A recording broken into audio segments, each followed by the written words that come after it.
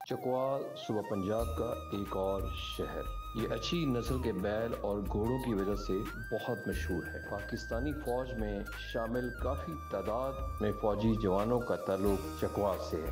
دوسرا، ہندوستانی صوبیدار خداداد خان جسے وکٹوریہ کراس ملا، محمد اکبر خان جو پہلے ہندوستانی تھے جو برطانوی فوج میں جنرل بھی بنے، اور عظیم جنرل افتخار خان کا تعلق بھی چکوال سے تھا۔ چکوال کے رہائشی دھنی، ماجھی اور پوٹھواری لہجے میں پنجابی زبان بولتے ہیں۔ اس کے علاوہ اردو زبان بھی بولی اور سمجھی جاتی ہے۔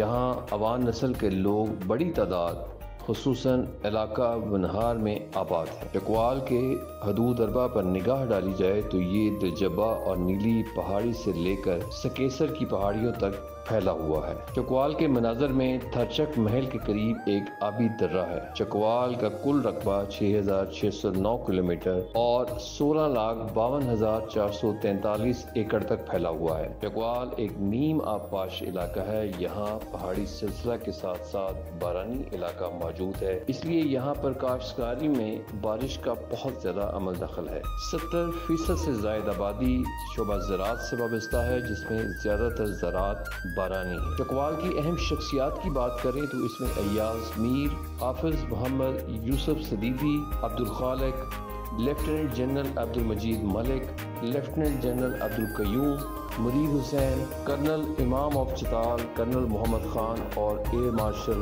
نور خان شامل۔ زیادہ تر آبادی دیہی علاقے میں آباد ہے۔ چکوال ایک تاریخی علاقہ ہے اور پاکستان کے قیام سے قبل یہاں پر ہندو، سکھ اور مسیحی قومیں آباد تھیں، جن میں اکثریت ہندوؤں اور سکھوں کی۔ 1947 میں پاکستان کے قیام کے بعد یہ قومیں بھارت کو ہجرت کر گئیں، جبکہ بھارت سے آنے والے مسلمان یہاں آ کر آباد ہوئے۔ سیج ہوا سیدن شاہ کے کہار روڈ کے قریب 3000 قبل کا 30 راج ہوا کرتا تھا۔ اس کے چند ایک آثار آج بھی پائے جاتے ہیں۔ ہندو راج کے علاوہ وہاں سے 3 کلومیٹر دور دمیال بھی واقع ہے، جو 1920 میں تمام افراد کے لیے اس حوالے سے ایک اہم جگہ تھی۔ یہاں پر تمام شعبہ زندگی سے وابستہ افراد کو روزگار کی تلاش کے لیے آنا پڑتا تھا۔